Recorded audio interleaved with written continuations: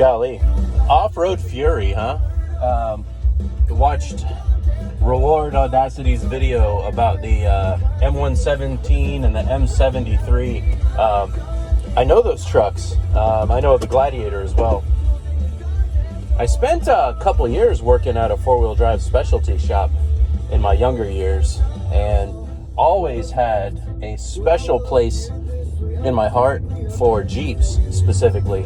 My dad had learned how to drive on a Jeep, and he always held them in great endearment. We had this 53 CJ3A that ran, didn't have brakes, which is kind of our method operandi, is to have vehicles that go forward but don't stop. Makes for interesting driving training, that's for sure. I learned how to drive on something different. I learned how to drive on a Volkswagen Sandrail, but that's not the point of this conversation. I always dug the Jeep. The way that their capabilities were off-road, I would say what you're describing is a trail that a full-size pickup truck can traverse, and I dig that quite a bit. My bulk of my off-road experience is in fairly tight woods. So, woods vehicle, shorter wheelbase, narrower is an advantage. When we used to go on vacation up in Tellico, North Carolina, there was like these off-road trails that you could take Jeeps on. And one particular year, Four Wheeler Magazine was actually up there at the same time that we were up there, and they had multiple vehicles there. They had like a full-size Chevy, they had a Jeep Wrangler, they had a Hummer H3 and a Hummer H2, and these different editors were like switching out on vehicles, man, and just beating these vehicles to absolute death. You know, similar to when somebody tries to take a full-size vehicle on the Rubicon Trail. They make it. And speaking of the Rubicon Trail, there's a rumor that part of, it's one particular, the military takes, or used to take the full-size Humvee in its regular deployable configuration, and they would actually run the Rubicon Trail with a military Hummer to get them used to extraction and traversing different terrains. All really interesting, cool stuff. Point I'm trying to make was, I dig what you were saying about you would see how far it would go up your trail in stock versus the different modifications. We would experience something very similar to that with the Jeeps. Is the enjoyment of driving off-road, like if the terrain you're facing is an ultimate challenge for the configuration of the vehicle versus like this unlimited terrain and the unlimited challenge. You know, they had what they termed hardcore trails up in Tellico, to which you try to build just the ultimate vehicle.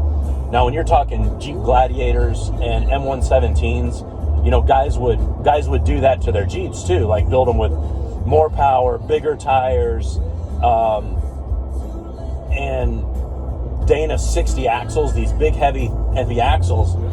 Make a long story short, they're adding 1,000+ pounds to this vehicle that's attempting to climb a mountain and traverse terrain that has limited traction. My theory, and the one I was raised on with these lightweight flat fenders, early model CJs, was lightweight semi-flotation. You poo-pooed on the military tires, but I've actually had good luck with them in the correct application. You take a set of military tires on a stock old-timey Jeep, maybe one size up, buddy, that thing will walk the dog in any direction you want to go. Down here. And it's small, short, muddy hills, and it just gets it done. You know, you can kind of claw your way out and stay on top of things. You know, lightweight is really the key.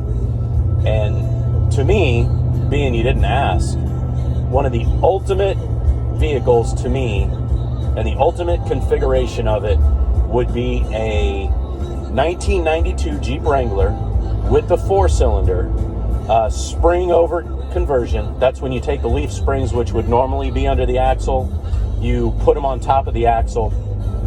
Usually you got to put in an add-a-leaf to increase the torsional force. Otherwise there can be like torque wrap on the axle, at least in the rear. You know, a lot of people would put like a minor lift, like use a 2-inch spring or an 1.5-inch spring on top of that lift.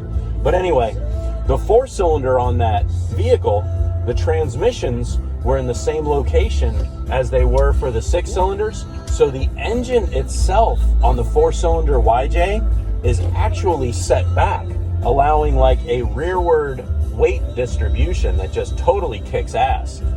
And back in the day, you could put a set of 35-inch BF Goodrich mud terrains on one of those sprung over. You gear it to like 488 or 513 to 1, and that thing would do anything you wanted to do off-road, anything at all. And I would bet nowadays the same thing probably holds true, although you wouldn't really go with a 35. Tire technology nowadays is amazing. You could go with like a 37-inch Falcon MT and probably get the same effect. But man, great topic, and I could go round and round. What do you like about the Gladiator truck type thing over say a Wrangler? That's what I'll inquiring mind want to know. Is it because the snow, it's cold? Inquiring mind want to know. Catch y'all later.